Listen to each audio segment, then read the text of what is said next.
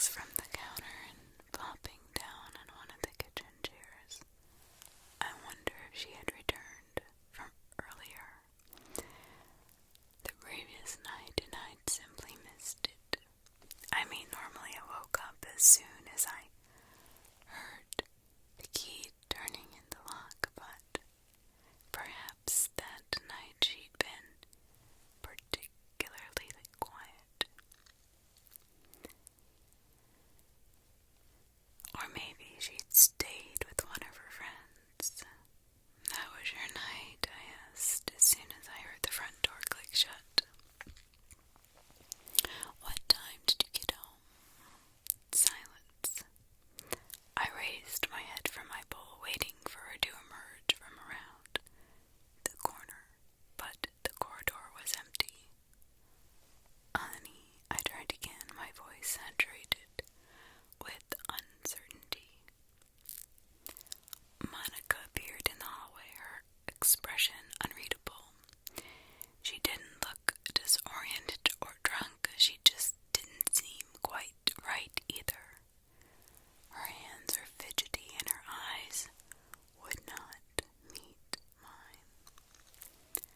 "Monica," I grunted, trying to tame the lump in my throat. "What's the matter?" She took a deep breath and parted her lips as though she was going to speak, but then hunched her shoulders and shook her head. "I need to take out the trash," she said. I gawked at her, dumbfounded. "But you just did." She shook her head and glided towards the trash can cabinet, opening it and producing another bag from within. Then, just like the previous time, she turned on her heel and disappeared from the kitchen. Needless to say, the silent treatment was unlike Monica. Had something happened during her night out? Had I done anything to upset her? And where were all these bags coming from? As soon as I heard the front door shut, I leaped out of my seat and threw the cabinet open, expecting to, well, I'm not entirely sure what I was expecting to find. Either way, it was empty. Empty, empty, empty. "What's going on?" I asked when she returned 5 minutes later, the same empty look in her eyes. "Do you want to talk about it?" She looked dubious. "Monica." "Okay," she said, "but first let me take out the trash."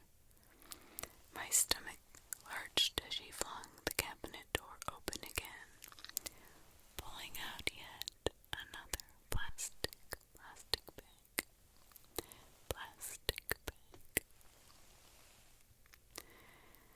"What the hell?" I began, subconsciously pinching my arm, as if to ensure I wasn't dreaming. "What are all these bags?" But she wasn't listening, instead turning her back to me and retreating, the same way she had come. A chill crawled up my spine. What the hell was going on? I could have sworn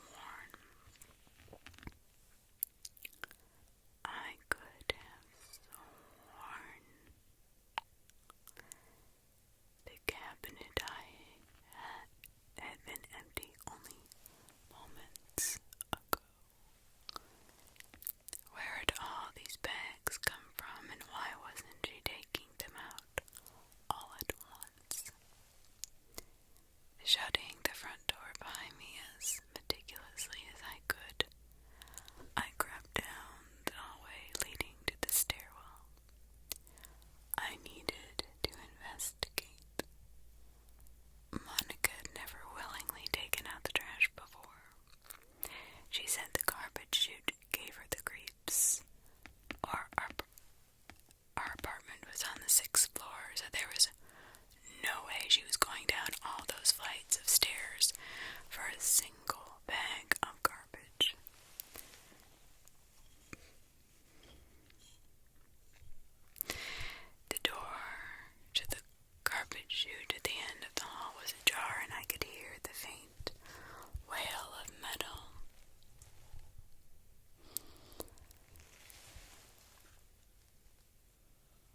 as it was pulled open, I swallowed suddenly at a loss for what to do.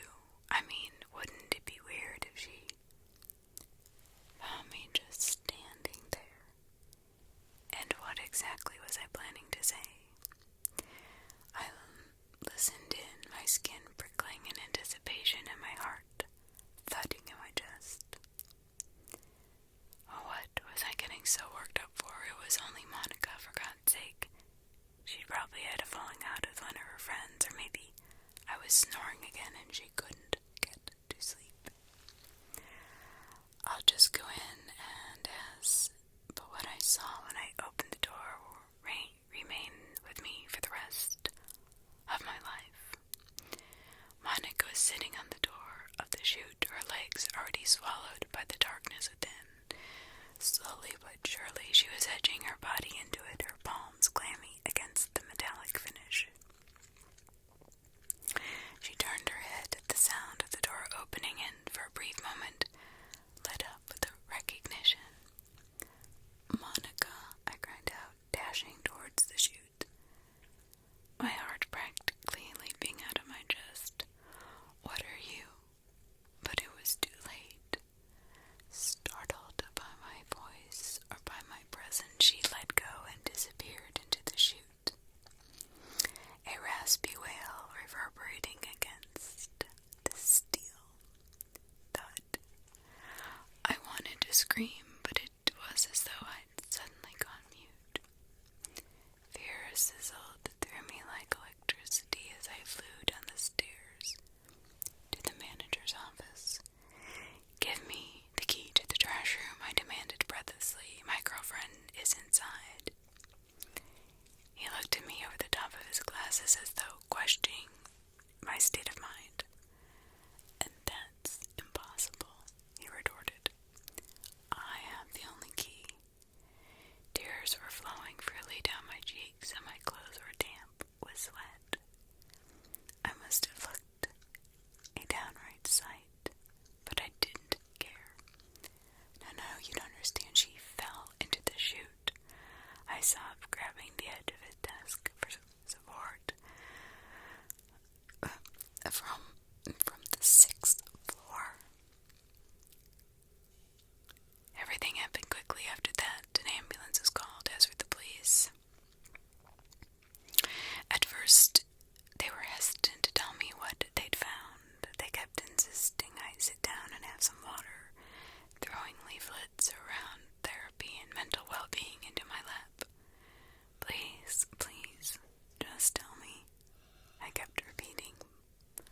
But nobody was listening. Hours seemed to pass by without a single word of affirmation or any information needed to piece the events of the morning together.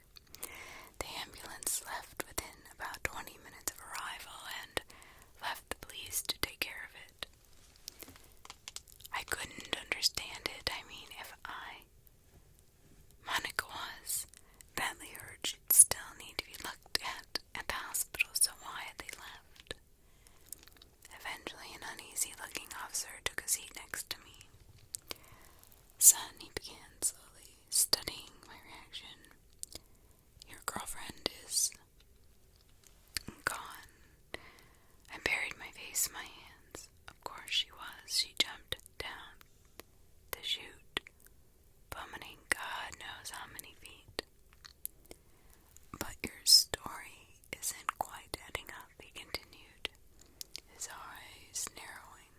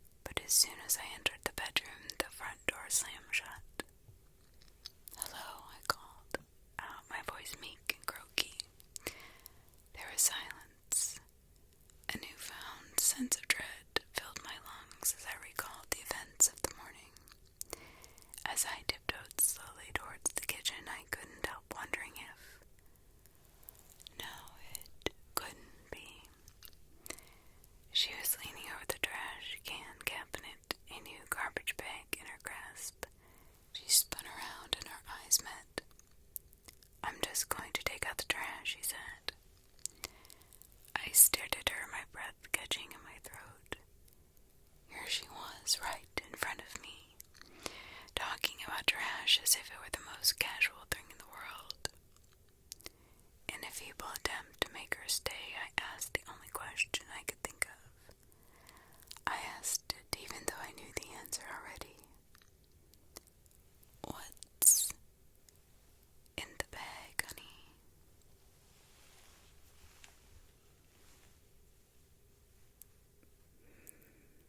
That was good.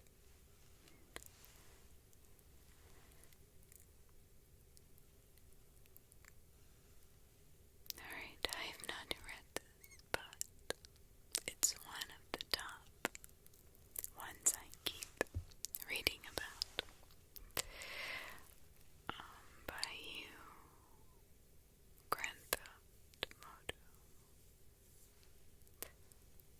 Something whistles past my house every night. 303.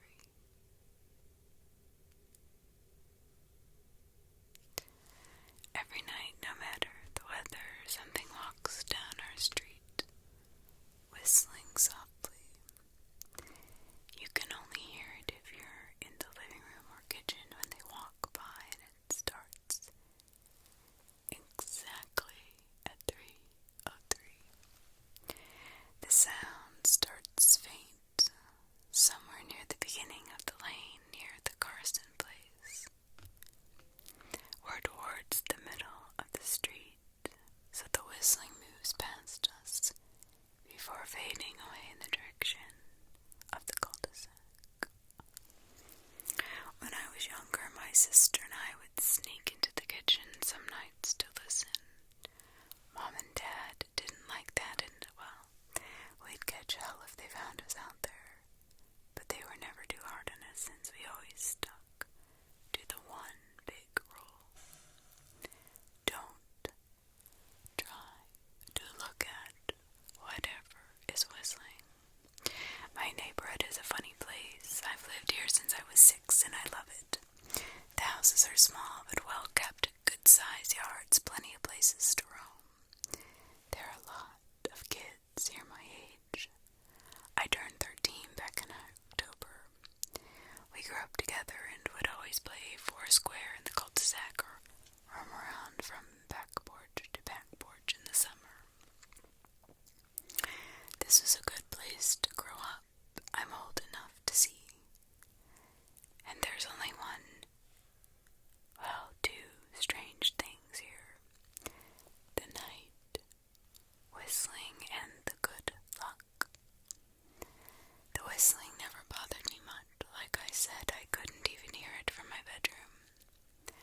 But my mom and dad don't like talking about it, so I've stopped asking questions. My dad is a strong guy, tall and calm. He has an accent since he moved to the U.S. as a kid. His family, my grandparents, they're from the islands. That's what they call it. My dad, the only time he isn't so calm is if the whistler comes up. He talks a little quicker then. His eyes move faster and he tells us not to think about it so much. And to always remember the one rule. The big rule. Don't try to look outside when the whistler goes past. Not that we could look even if we wanted. See, there are shutters on the inside of every window. Thick pieces of heavy canvas that pull down the top latch to the bottom of the window frame. Each latch has a small lock about the size of what you'd find on a diary. My dad locks those shutters every night before we all go to bed and keeps the key in his room. My mom, I don't know what she thinks about the whistling. I've seen her out in the living room before at 3:03 when the sound starts. I could see her if I cracked my door open just an inch to peek. She's not out there often. At least I haven't caught her. But once or twice a month I think she sits out there on her big red couch, just listening. See, the Whistler is the same tune every night. It's cheerful. Da-da-da-da-da-da-dum, da-da-da-da-da-da-dum. Remember I said there are two odd things about where I live? Well, besides our night whistler, everyone in my neighborhood is really lucky. It's hard to explain, and Dad doesn't like us talking about this part either. But good things just seem to happen to people around here a lot. Usually it's small things, winning a radio contest, or getting an unexpected promotion at work, or finding some arrowheads buried in the yard. You know, the authentic kind. The weather is pretty good, and there's no crime, and everyone's gardens bloom extra bright in the fall. A million little blessings I've heard my mom say about living here. But the main reason we stay here, why we moved here in the first place, was my sister Nola. She was born very sick, something with her lungs. We couldn't even bring her home when she was born, only visit her in the hospital. She was so tiny, I remember.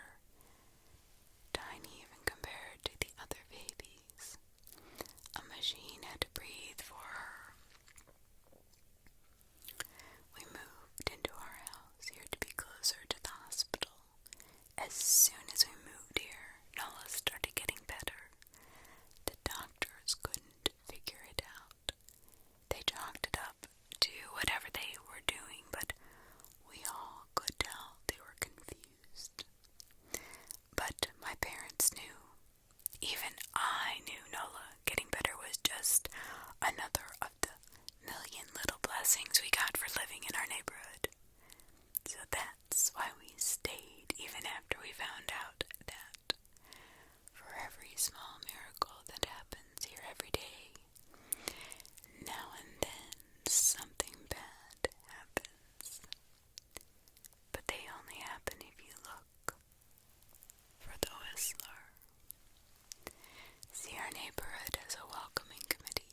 They show up with a macaroni casserole, a gift basket, and a manila folder whenever someone new moves in. They are very friendly. 4 people showed up when we moved in 7 years ago. The committee made small talk, gave me a Snickers bar, and took turns holding Nola. It was her first week out of the hospital, so they were extra careful. When the committee asked to speak to my parents in private, I was sent to my room, where I still managed to hear nearly every word. The welcoming committee told my parents about how nice the neighborhood was. Really exceptionally hard to explain kind of nice. Then they told my parents about the even harder to explain whistling that happened every morning at 3 a.m.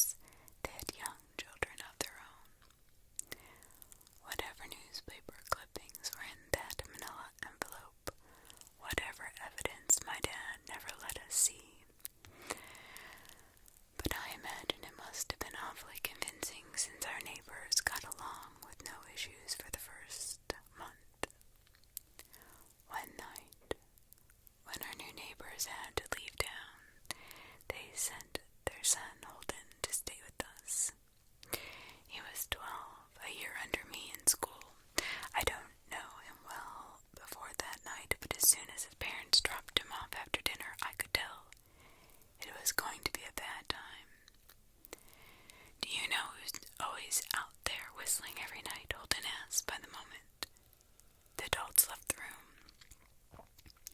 The three of us were sitting in the den, some Disney movie playing idly on the television. My sister and I exchanged a glance. "We don't talk about that," I said. "I think it's that weirdo that lives in the big yellow house on the corner," Holden said. "Mr. Tolles?" my sister asked. "No way, he's really nice." Holden shrugged. "Must be a psycho killer then." Nola tensed. "We don't talk about it," I repeated. "Let's go into my room and play Nintendo." We spent the next few hours playing games, eating popcorn, and then watching movies. A typical sleepover, but I could see Holden was getting antsy. After my parents had wished us a good night, locked the blinds, and gone to bed, Holden stood up from his beanbag and walked over to where Nola and I were sitting on my bed. "Have you ever tried to look?"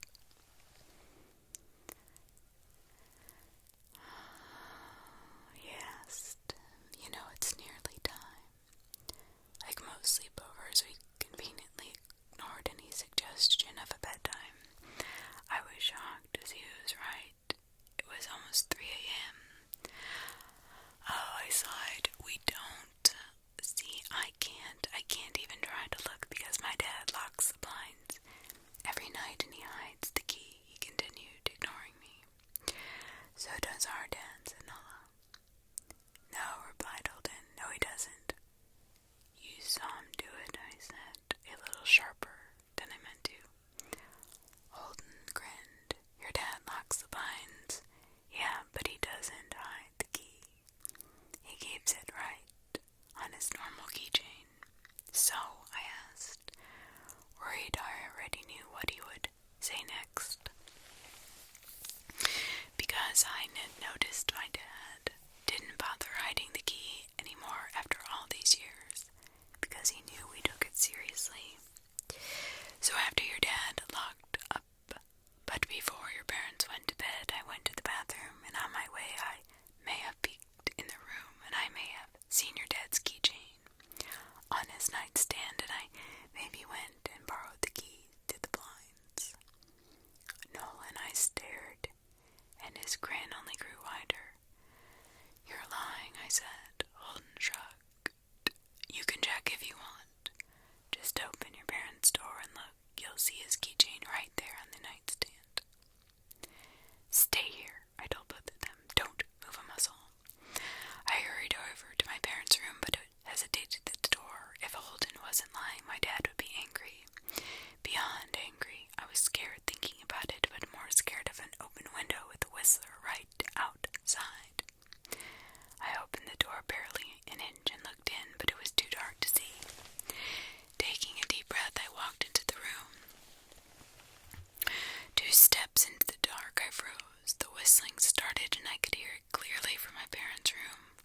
I never realized, but they must have heard the sound every night since we moved into the house. They never told us. I don't think I could have slept through it. I stood there listening to the whistling come closer, unsure whether I should turn on a light or call out for my dad. Soft sounds from the living room brought me back to reality. "Nola," I yelled, running out of my parents' room. Holden and Nola were standing near the front door next to the window. Holden wasn't lying. I could see him fumbling with the lock. On one of the blinds, I heard a click. He did have the key. Holden let out a quick laugh. Nola stood next to him, hunched up, afraid but maybe curious. The whistling was right outside our house now. I think I made a sound, called out. I can't remember. Time felt frozen, clock hands nailed to the face. But I found myself moving. I'm not fast. I've never been athletic. Somehow, though, I covered the space between myself and Nola in a moment. My eyes were locked on her, but I heard Olin pull the blind all the way down so it could release. I heard the snap of it start to rise, and I heard the whistling just on the other side of the window. But I had my arms around Nola, and I turned as though she was facing away from the window. At the same time, I jammed my eyes shut